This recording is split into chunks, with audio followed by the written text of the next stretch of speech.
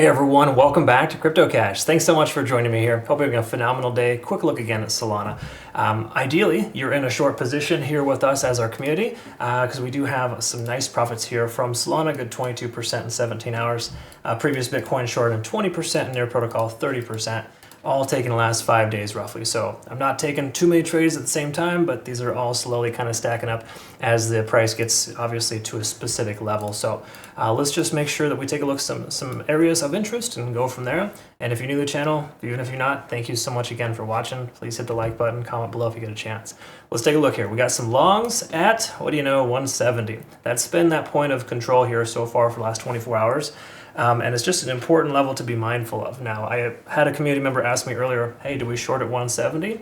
The short answer is no, but it does look like most alts are losing their gusto. And the main reason why, well, this isn't why, this is a resulting factor, but Bitcoin dominance is pulling back. A lot of alts are dropping, especially now that Bitcoin is getting closer to closing below 66K. Again, 67,000 is that point of control, the local point of control for Bitcoin, rejected off that level hard earlier today as expected, and now we're trending lower in the 65K range. So now that that's happening, I think alts are going to start bleeding out, and this 170 should be retested. Okay, we got a second take profit target, I think closer to 165, 166, which is this lower area of liquidation. So bear in mind, I think there's a distinct probability we'll see 166 revisited. Okay, so just a heads up on that. That is a possibility. Is it a guarantee? No, but the more you retest this area, the more likely it is to break. I mean, look at this here. For example, when we had this area right here retested, it broke, and now it's the new resistance. That is that 174 level I talked about previously, a more recent and or local point of control in the last 40 to 72 hours. All right, enough about all that. Let's go ahead and go to the daily time frame and work our way down and see where we're at. So when we look at the big picture here for Solana, the moving averages are all in good shape, right? They're fantastic. They're definitely lower than the price action. That's a good sign. It shows that we're bullish. Does that mean that you're blindly bullish and you just take a long at any given time? No. Short answer is definitely a no. The long answer is a little more complex, but the general consensus here is that we have a double stochastic RSI divergence here. We rejected off 70 on the RSI, and MACD is losing us momentum. So the daily time frame is shifting gears, letting us know it's due for a correction. Keep in mind, we're still honoring our ascending trend line. Technically, on smaller time frames, we had a bearish backtest of that ascending trend line. So the truth here is that that's also a bearish sign, and you just kind of got to know where to look. Okay. So, anyways, daily time frame generally not great. It is, from a macro perspective, looking good, but is due for a continuation of the downside more than likely at this point. Keep in mind too, just to quickly note, we've got 2 red days so far. It's really common to see 3 solid green days before a retracement. So we might see one more red day followed by a green day. The reason why that exists is because it's 72 hours of continuation in the same direction. That is 2 overextensions based on TD sequential in the 4-hour time frame, which is generally what I like to look for. So let's take a look here. TD sequential, we're at a 6. Okay. So hypothetically, before we see a pullback or a retracement, a recovery, whatever you want to call it, and the price bounces, we're more likely than not going to see at least 12 more hours of continuation in the same direction. We could get a reset. We kind of had one already there at that 176 resistance, but what I'm really getting at here is that I don't think we've found our bottom just yet. Okay, now I got this ABC pattern pulled up. It's not an exact science, of course, but we've hit our 5th and final wave effectively for Elliott wave to the 185. It would make sense for the price to pull back to a key fib level 236 at 170 to bounce and come up to this area, the more recent local point of control at 176, and bounce from there. Okay. And what I mean by bounce is just kind of reject off of that area because, again, there's a decent amount of volume in that range. Okay. Having said all that, the price may not continue to bounce. It may just continue down, right? We got to be prepared and ready for that. But once more, it depends on Bitcoin in a lot of ways. Because now that Bitcoin's big brother is kind of falling flat on its face, Solana has no more legs to stand on. It's pulling back as well. Again, it's becoming synonymous with Bitcoin for the retracement, even though we're seeing a lot of support at 170. All that being said, we're still under 50 on the RSI. We have been for a few hours now. That's important to recognize that being below that is generally bearish.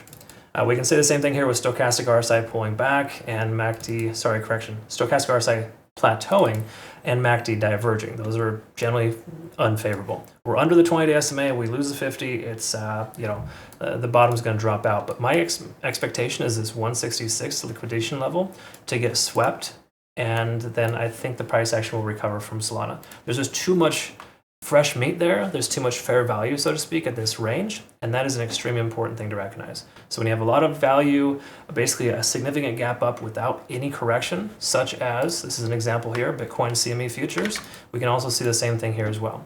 Bitcoin is due to correct itself because of that, right?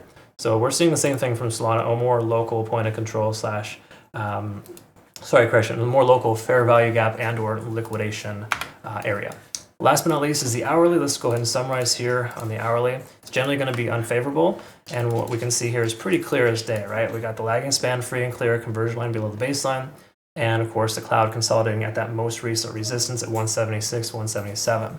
If you're not familiar with Ichimoku Cloud, I highly recommend watching my video on that. You can search it. I do have those available as well in our education section within our community here. Okay, so if you're not familiar with that, feel free to check out some of our patterns and charts.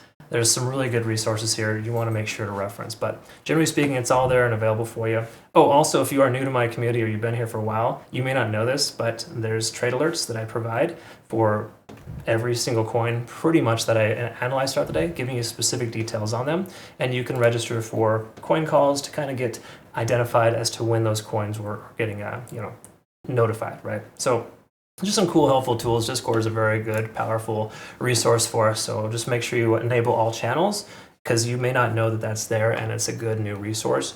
The very last thing I want to reference here is just the simple fact that with our TPO, if we look at our time price opportunity, that's up we're about 174. With us being below that, that means the bears controlled this price, this session here, okay? Really just implies that the price action is going to have that resistance at that point of control, 174.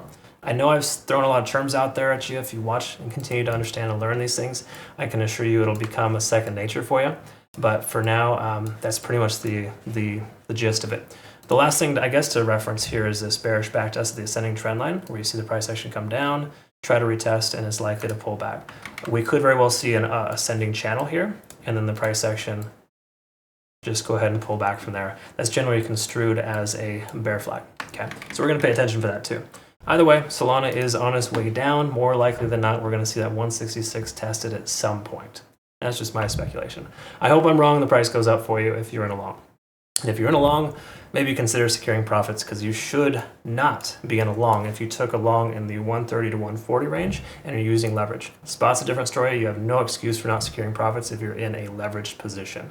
This is what it looks like, folks. You simply take profit. It's not that hard.